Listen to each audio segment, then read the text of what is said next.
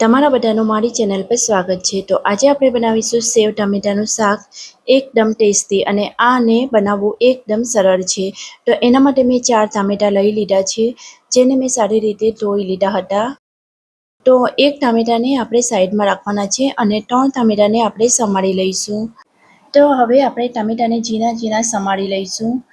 Friends, આ રેસીપીને બનાવવી એકદમ સરળ છે અને ગરમીમાં તમે આ રેસીપી ફટાફટ બનાવીને તૈયાર કરી શકો છો।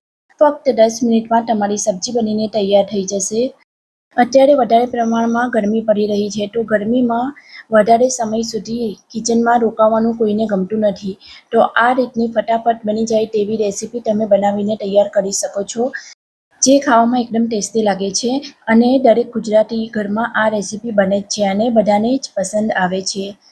તો તમે એકવાર આ રેસીપીને મારી રીતે બનાવીને જોજો, તમને આ રેસીપી જરૂર પસંદ આવશે। તો અહીં મેં બધા જ ટામેટાં કાપી લીધા છે। હવે જે એક ટામેટું આપણે રાખ્યું હતું એને આપણે પીસી લેવાનું છે। એના માટે મેં નાનો મિક્સી જાર લઈ લીધું છે। હવે ટામેટાને આપણે મોટા મોટા ટુકડામાં કાપી લઈશું, કારણ કે આપણે એને પીસીને પેસ્ટ બનાવવાની છે। તો આ રીતે મોટા મોટા કાપી લેવાના છે।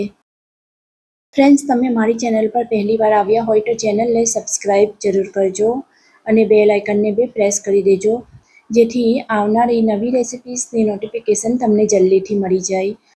તો અહીં મેં ટામેટાની પેસ્ટ બનાવીને તૈયાર કરી લીધી છે અને આ રીતની પેસ્ટ બનાવીને તૈયાર કરી લેવાની છે। હવે આને આપણે એક બાઉલમાં કાઢી લઈશું। તો મેં ટામેટાની પેસ્ટને કાઢી લીધી છે। હવે એક પેન કે કઢાઈને તમારે ગેસ પર રાખી દેવાની છે। તેમાં 3 થી 4 ચમચી જેટલું તેલ નાખવાનું છે। જે પણ તેલ તમે ખાતા હોય એ યુઝ કરી શકો છો। 1 ચમચી જેટલું જીરું નાખવાનું છે। તમે અહીં રાઈ પણ નાખી શકો છો। થોડી હિંગ ઉમેરી દઈશું। જીરું થોડું ચટકી જાય ત્યારબાદ આપણે એમાં લસણ નાખવાનું છે। તો અહીં મેં એક મોટી ચમચી જેટલી લસણની પેસ્ટ લીધી છે, તે આમાં ઉમેરી દેવાની છે। હવે લસણને સાંતળી લઈશું। અડધી મિનિટ માટે લસણને સાંતળી લેવાનું છે।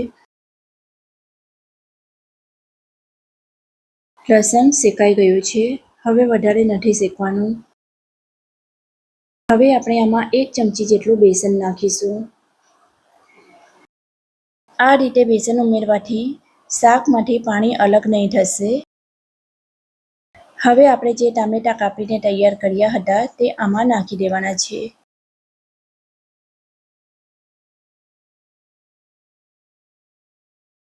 હવે 3 થી 4 મિનિટ માટે ટામેટાને સરસ શેકાવા દઈશું।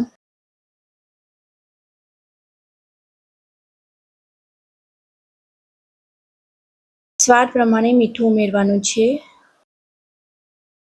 હવે આપણે આને ઢાંકી દઈશું અને 3 થી 4 મિનિટ માટે આને સરસ શેકી લેવાનું છે। તો તમે જોઈ શકો છો ટામેટાં સરસ રંધાઈ ગયા છે અને એ ગળી ગયા છે। હવે જે આપણે પેસ્ટ તૈયાર કરી હતી તે પણ આમાં નાખી દેવાની છે।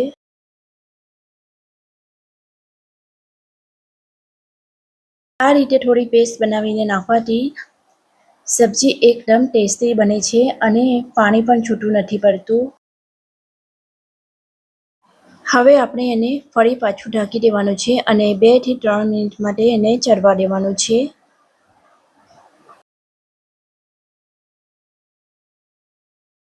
તો અહીં ટામેટાં એકદમ સોફ્ટ બની ગયા છે, તમે જોઈ શકો છો। આનું ટેક્સચર પણ એકદમ જોરદાર છે। હવે આપણે આમાં મસાલા એડ કરીશું। 5 ચમચી જેટલી હળદર નાખીશું। 1 ચમચી જેટલો ધાણા પાવડર એડ કરી દઈશું। 5 ચમચી જેટલું તીખું લાલ મરચું નાખી દઈશું અને અડધી ચમચી જેટલું કાશ્મીરી લાલ મરચું એડ કરી દઈશું, જેથી કલર એકદમ સરસ આવે। અડધી ચમચી કિચન કિંગ મસાલો નાખી દઈશું અને થોડો ગરમ મસાલો નાખીશું।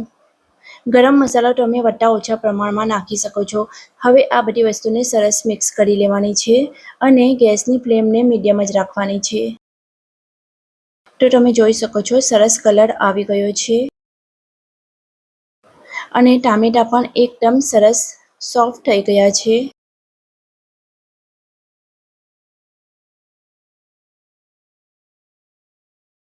હવે આપણે આમાં પાણી ઉમેરી દઈશું. તો તમને જેટલી ગ્રેવી જોઈએ તે પ્રમાણે આમાં પાણી ઉમેરવાનું છે. મેં અહીં અડધા ગ્લાસ જેટલું પાણી આમાં નાખ્યું છે. હવે આપણે પાણીને ઉકળવા દઈશું. વધારે પ્રમાણમાં નથી ઉકાળવાનું, 2 થી 3 મિનિટ માટે જ ઉકાળવાનું છે.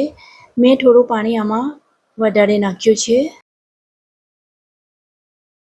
હવે આપણે આમાં ઉભરો આવવા દઈશું. તો તમે જોઈ શકો છો સરસ ઉભરો આવી ગયો છે. થોડા લીલા ધાણા નાખી દઈશું અને ગેસની ફ્લેમને બંધ કરી દેવાની છે. અહીં આપણી સબ્જી બનીને તૈયાર છે. તો હવે આપણે એને એક પ્લેટમાં સર્વ કરી લઈએ. સેવને તમે સર્વ કરો ત્યારે જ નાખવાની છે, પહેલેથી નથી નાખવાની. મતલબ કે ખાવાના ટાઈમે જ સેવને આ ગ્રેવીમાં નાખવાની છે. તો આ પ્રકારની જાડી સેવ આવે છે એ તમારે લેવાની છે. આનાથી મોટા ગાંઠિયા પણ આવે છે, તે પણ તમે લઈ શકો છો. તો આ રીતે સેવ નાખી દેવાની છે અને સેવ તમે વધતા ઓછા પ્રમાણમાં નાખી શકો છો. તો મેં અહીં આ સબ્જીમાં તેલ એકદમ ઓછું વાપર્યું છે. તમે વધારે તેલ પણ નાખી શકો છો. મેં ઉપર થોડા લીલા ધાણા નાખી દીધા છે. તો અહીં આપણી એકદમ ટેસ્ટી સેવ ટામેટાની સબ્જી બનીને તૈયાર છે.